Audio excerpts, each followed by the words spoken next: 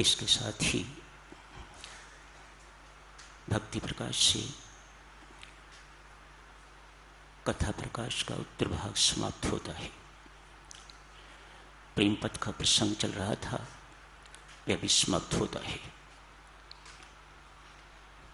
कल से भक्ति प्रकाश के स्थान पर श्री गीता जी का पाठ हुआ करेगा। पूज्यपाद स्वामी जी महाराज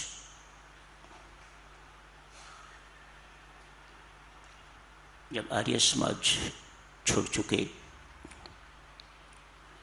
भक्ति प्रकाश की रचना हो गई, अमृतवाणी भी रची गई, तो अपने आर्य समाजी मित्रों से भी प्रार्थना किया करते, और कुछ करो ना करो, एक तो अमृतवाणी का पाठ रोज कर लिया करना। कथा प्रकाश के 2 अंतिम अध्याय मानव जीवन की महत्ता एवं प्रेम पथ भी जरूर पढ़ लिया करना। परमेश्वर की महती कृपा है साधक जनों, पूज्यपाद स्वामी जी महाराज की कमाई है। अमृतवाणी इस वक्त अपने आप में सिद्ध मंत्र है। जैसे राम शब्द, ऐसे ही अमृतवाणी पूरी एक सिद्ध मंत्र बन चुकी हुई है। विश्व भर में इतनी पढ़ी जाती है कि लोगों को इसके पाठ से, इसके पुण्य पाठ से प्रत्यक्ष लाभ होते हैं, भौतिक भी एवं अभौतिक भी, लौकिक भी एवं अलौकिक भी लाभ होते हैं अमृतवाणी पाठ से। मंत्र के पाठ की साधक जनों विधि इतनी ही है कि मंत्र का उच्चारण शुद्ध हो और मंत्र कहीं खंडित ना हो, A to Z उसे पूरा पढ़ा जाए। ऐसा नहीं कि अशरण शरण शांति के धाम तो चुप रहे और मुझे भरोसा राम ये बोलते रहे, या एक पंक्ति बोली उसके बाद चुप, उसके बाद फिर अगली पंक्ति बोली। हाँ, यदि ये ऐसा होता है कि भीतर आपके चल रहा है तो दूसरी बात है, यदि नहीं तो अमृतवाणी का पाठ A to Z होना चाहिए। ये मंत्र का विधान है, कुछ इसमें संशय नहीं होना चाहिए और कुछ इसमें कुताही भी साधक जनों नहीं होनी चाहिए, तो मंत्र आपको पूर्ण लाभ देगा। जितना आपको अपेक्षित है उससे भी अधिक। हमें बोध ही नहीं है कि अमृतवाणी पाठ से क्या पुण्य मिलता है, क्या मिलता है, हमें पता नहीं। ये स्वामी जी महाराज जाने या परमेश्वर जाने। हमारा काम मात्र विधिपूर्वक प्रेमपूर्वक इस लघु ग्रंथ का पाठ करना है, वो हमें करना चाहिए। अखंड हो, कहीं खंडन ना हो, चाहे भीतर करिए, व्यक्तिगत रूप से करिए, सामूहिक रूप से करिए, कैसे भी कर रहे हैं आप, इसका कहीं भी खंडन नहीं होना चाहिए, तो मंत्र का आपको पूर्ण लाभ होगा। कल देवियों सज्जनों चर्चा की जा रही थी सास और बहू के संबंध की। प्रीति की कथा और उसकी सास की कथा, किस प्रकार से प्रेम ने उन दोनों के जीवन का रूपांतरण कर दिया। Life was transformed. ये प्रेम का प्राबल्य है, ये प्रेम की मेहरबानी है, ये प्रेम की महिमा है। सास बहू के संबंध को इस प्रेम ने मां पुत्री का संबंध बना दिया। ये समस्या साधक जनों ऐसा लगता है अब आउटडेटेड हो गई है। ये समस्या सास बहू की अब इतनी रही नहीं जितनी कुछ वर्ष पहले थी।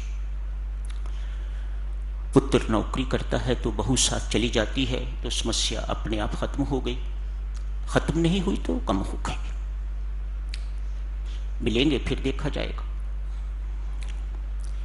समझदार माता पिता, समझदार पुत्र माता पिता से या माता पिता पुत्र से ऐसा भी कह देते हैं, बेटा लगता है बहू को हमारा कुछ भी अच्छा नहीं लगता,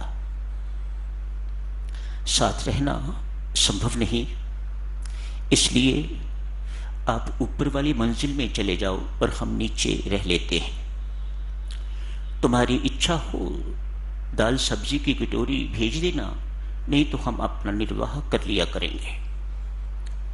तैयारी ही होती है पुत्र और बहू की, वे झट से ऊपर शिफ्ट कर जाते हैं और समस्या बहुत हद तक डाइल्यूट हो जाती है, खत्म हो जाती है। कुछ भय भी इस प्रकार का है आजकल, यदि बहू पुलिस में जाके शिकायत कर देती है कि मुझे सास तंग करती है, ससुर तंग करते हैं, तो शायद जेल की यात्रा करनी पड़े। सो ये संबंध तो अब लगभग जो है इतनी प्रॉब्लम नहीं। आज की प्रॉब्लम साधक जनों, जो बर्निंग प्रॉब्लम है वह है पति और पत्नी के संबंध की प्रॉब्लम। आज थोड़ी चर्चा साधक जनों इस विषय पर करते हैं। विवाह होता है, अरेंज्ड मैरिज है या लव मैरिज, विवाह हो गया। विवाह होने के बाद बहुत जल्दी जल्दी में बच्चा भी हो जाता है। मानो पति पत्नी में मनमुटाव होते हुए भी ये सब कुछ होता है, लेकिन समस्या तो बनी रहती है because of differences in opinion. जो इस वक्त समस्या देखने में आती है देवियों सज्जनों, जो सुनने को मिलती है वह ये है, कोई पत्नी आज की नहीं चाहती कि पति अपनी मां की गोद में बैठा रहे। शब्दों पर ध्यान देना, ये किसी पर कटाक्ष नहीं है। जो मुझे पत्र आते हैं, जो मेरी से बातचीत होती है, उन्हीं के आधार पर आप जी की सेवा में तथ्य प्रस्तुत किए जा रहे हैं। पति भी नहीं चाहता कि मेरी पत्नी का संबंध मायके वालों से रहे। बड़ी गंभीर समस्या है ये। पति से पूछो कि आप ऐसा क्यों चाह रहे हो कि वह अपने मां बाप के साथ संबंध न रखे, फोन न करे, यहां की हर खबर जो है वहां न पहुंचाए, ऐसा क्यों आप कह रहे हो? पति झट से कहता है जी कि मां का इन्फ्लुएंस इसके ऊपर अच्छा नहीं।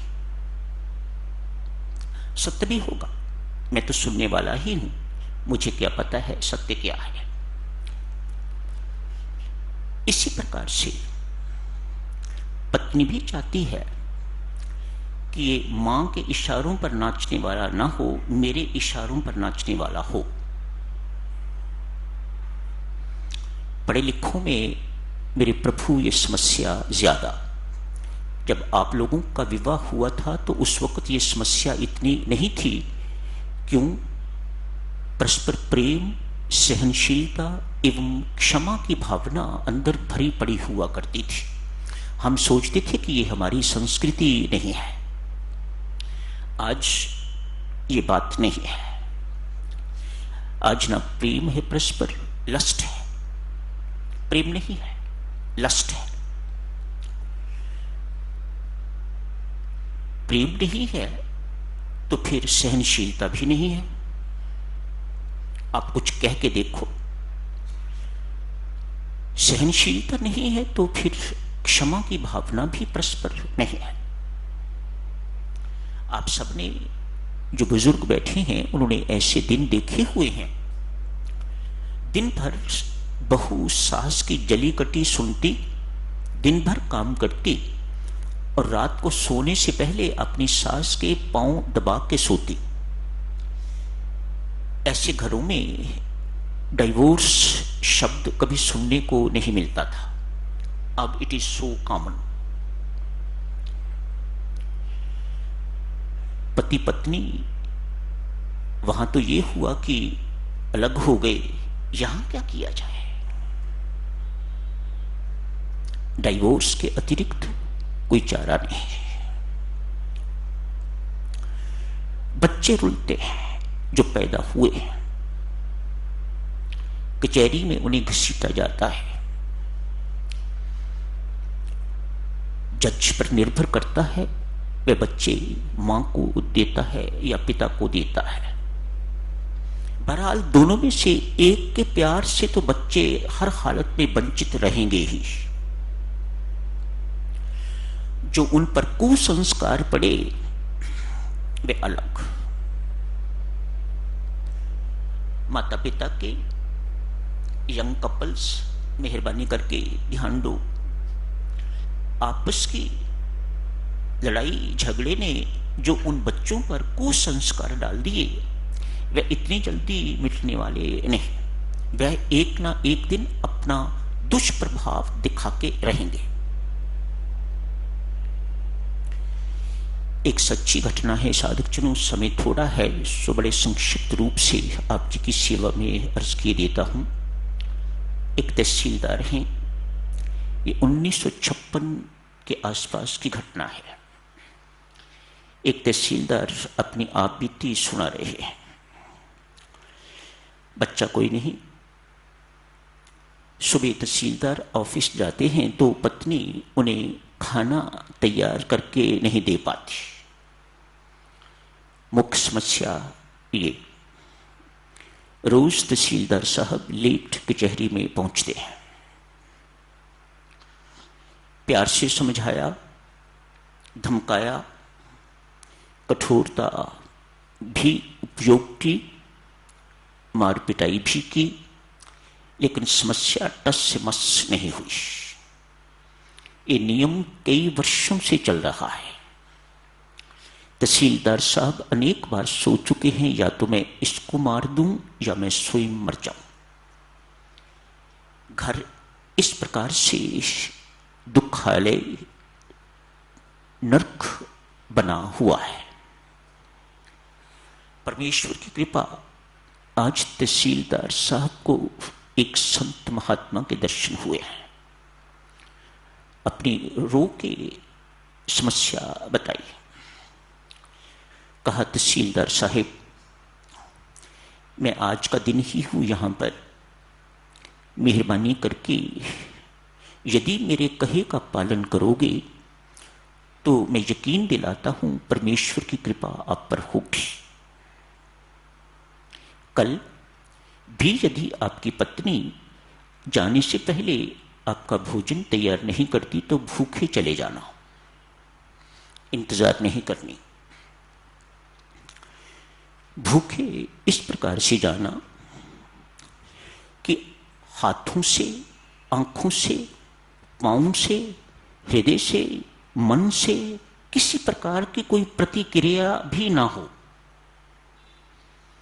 समय नहीं है साधकजनों ये सब चीजें आपको बताई जाएं, पर आप सब समझदार हो, जानते हो।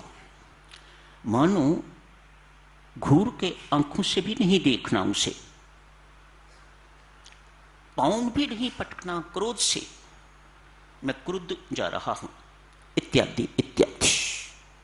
ये सब बातें घरों में होती हैं, आप सब करते हो।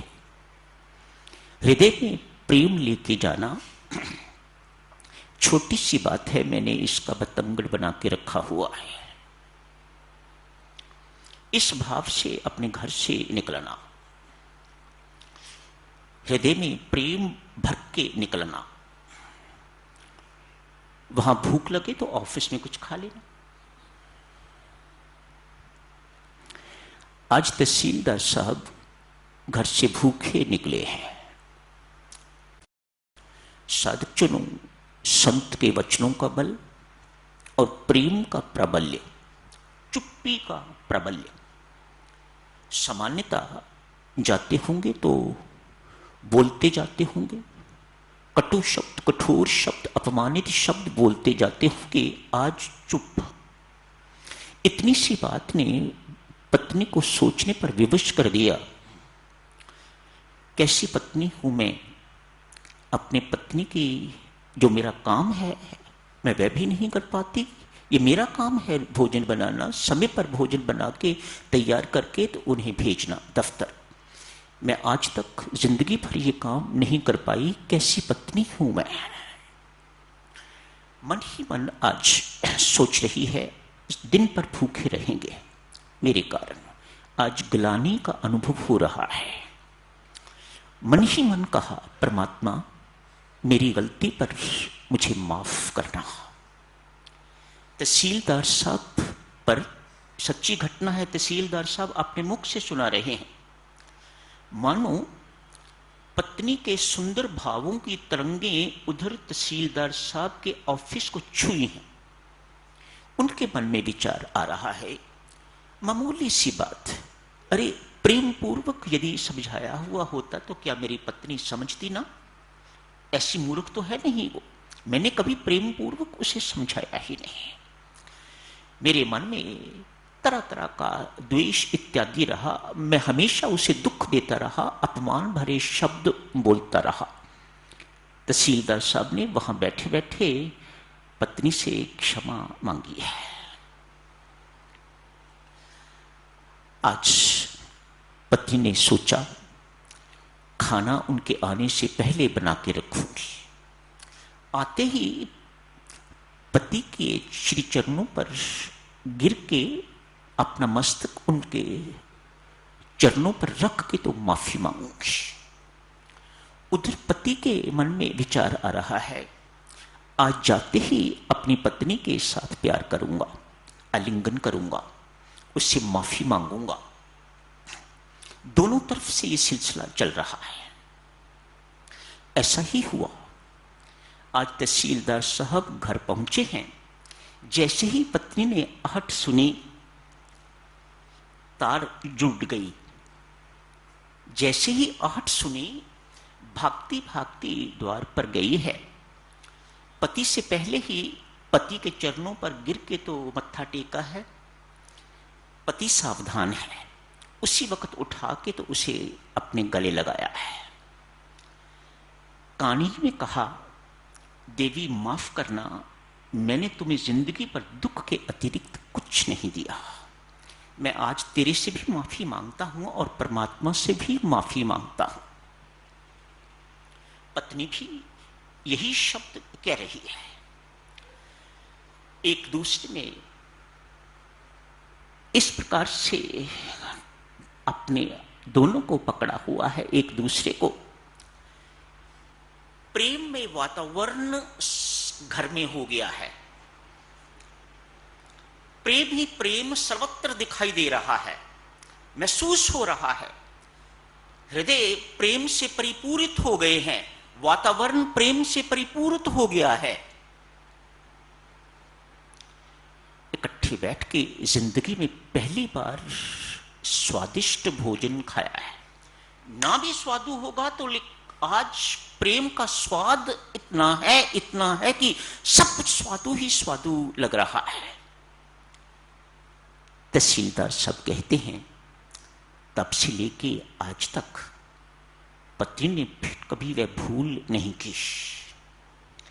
मुझे कहने की जरूरत कभी नहीं पड़ी कि मुझे आज मटर पनीर की सब्जी खानी है, आज वो बनाना। मेरे मन में आया और पत्नी ने टेबल पर मटर पनीर की सब्जी रख दी। दोनों के हृदयों का मेल इस प्रकार से हो गया, इतना तदात्म हो गया। किसका प्रताप? ये प्रेम का प्रताप, परस्पर प्रेम का प्रताप।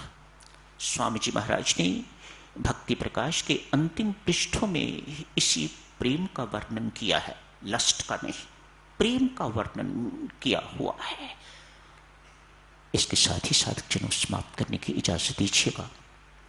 आपसे करबद्ध प्रार्थना है, ये अंतिम पृष्ठ जैसा कि स्वामी जी महाराज ने अपने मुख अरविंद से कहा हुआ है, इन पृष्ठों को जरूर पढ़ते रहिएगा।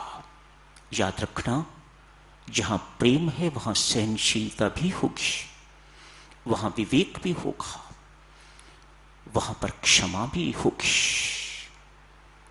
कैसा अद्भुत विलक्षण प्रताप है क्षमा का, इस सच्ची घटना ने ये स्पष्ट किया है। अपनाइएगा मेरी माताओं सज्जनों, इसे अपने जीवन में उतारिएगा इस प्रेम को। It is no different than divine love. दिव्य प्रेम भी इसे ही कहा जाता है, उस लस्ट को नहीं, उस स्वार्थ भरे प्रेम को नहीं, जहां व्यक्ति अपने सुख की सोचता है। ये ऐसा प्रेम है जहां अपने सुख का कोई स्थान नहीं है, दूसरे को सुख कैसे पहुंचाया जाए ये देखना ही प्रेम है।